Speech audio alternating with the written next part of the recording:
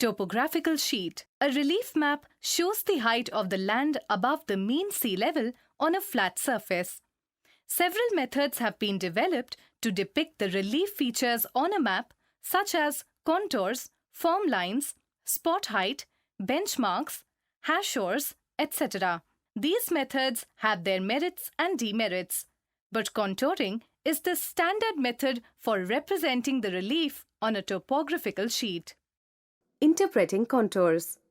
The method of showing the relief with the help of contours is one of the most accurate and standard methods. Contour is an imaginary line which joins the points of places having the same height above the mean sea level. In other words, a contour is a line of constant height above the mean sea level. The contours are drawn on the basis of actual surveys done in the field. The difference between the values of any two successive contours is known as the contour interval or the vertical interval or VI. The vertical interval is usually constant on a map. The horizontal distance between any two contours depends upon the slope of the land. The horizontal distance is called the horizontal equivalent or HE. Identifying landform through contours. The contour lines have the following characteristics. The contour lines can never cross each other. When two contour lines having different heights meet, it means that the slope is vertical, like a cliff or a waterfall. The spacing between the contour lines indicates the nature of the slope. The widely spaced contour lines show gentle slope, whereas the closely spaced contour lines show steep slope. All contour lines are marked with a number, which indicates their height above the mean sea level in meters or in feet. The contour with 0 value represents the coastline. Types of slopes. This distance between any two contours, that is, horizontal equivalent, HE on a map, is very important. It shows the gradient of the slope of the land. The contours are drawn close to each other when the slope is steep, and they are spaced widely when the slope is gentle. Some types of slopes are shown. The widely spaced contours show gentle slope. The closely spaced contours show steep slope. It is very important to know and understand as to how some of the relief features are represented by the typical contour patterns. Hill. A conical hill rises almost uniformly from the surrounding regions. It can be shown with the help of almost concentric contour lines spaced regularly. Plateau. A plateau is a flat-topped highland rising abruptly above the surrounding region. The top of a plateau is almost flat, without contours or has very few contours, whereas its sides are shown by closely spaced contours. A ridge. A ridge is an elongated hill and has a narrow upland area. The contours showing a ridge are more or less elliptical in shape. Gap. A break in a line of hills or mountains affording a route through similar to a gorge or ravine. Saddle or col. A low point along a ridge, as between two mountain peaks. Pass. A wide gap between a line of mountains in a mountain chain that provides natural access for animals and humans in high mountains. Settlement patterns. The form of settlement in any particular region reflects man's relationships with his environment. The various types of settlements have evolved over a long period of time. The development and growth of settlement also depends upon the religious and social customs of the society. Temporary and permanent settlements. Depending on the length of time for which they are in use, a settlement may be temporary or permanent. Temporary settlements are those that are occupied for a shorter period of time. Tribes living in deserts, tropical rainforests, and other inhospitable environments build temporary settlements. However, most of the settlements that we see today are permanent settlements. They are not abandoned and remain in use continuously for several years. Rural and urban settlements. On the basis of type of occupation practiced by its inhabitants, the settlements may be rural or urban. In rural settlements, most of the people are engaged in primary occupation like agriculture, mining, fishery, and forestry. The products are derived directly from nature.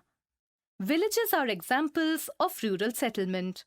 In urban settlements, people are engaged in secondary and tertiary occupation. They either work in industries or they provide services like health and education.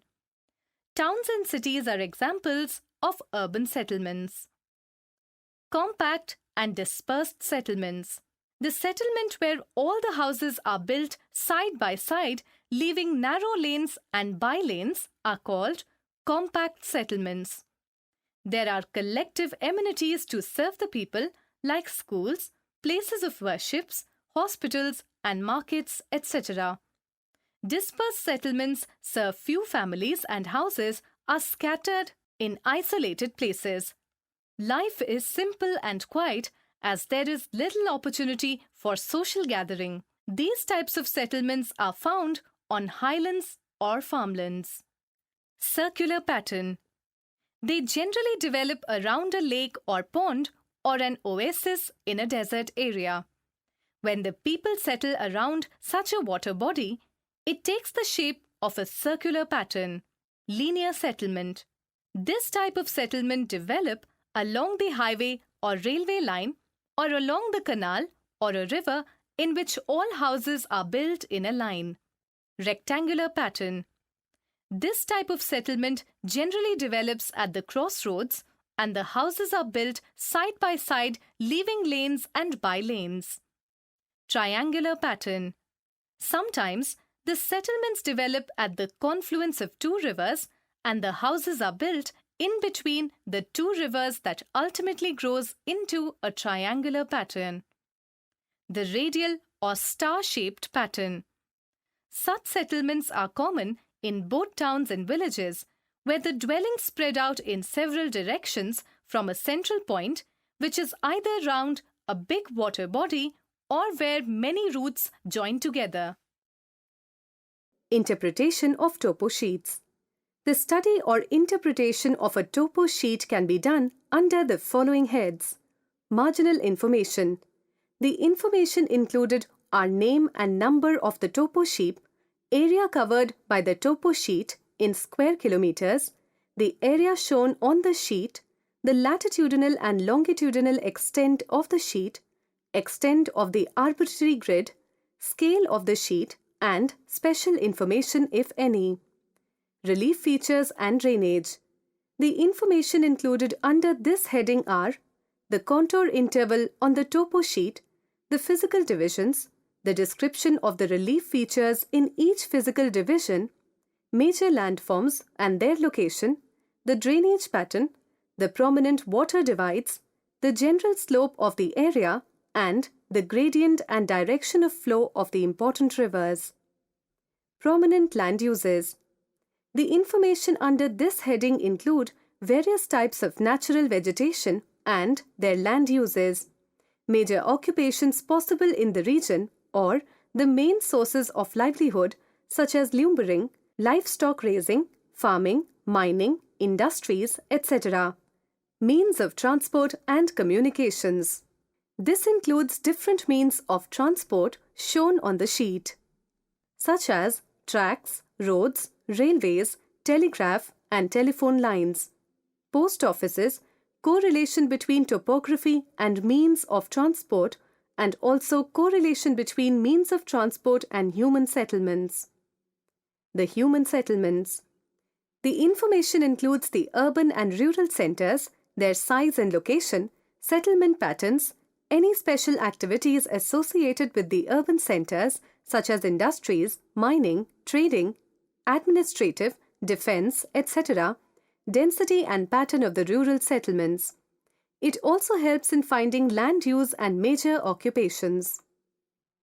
Fact: the Survey of India at Dehradun is the organization that surveys and makes topographical maps in India. The first survey of India was started by Colonel William Lambton in 1802. Radhanath Sigdar measured Mount Everest in 1852.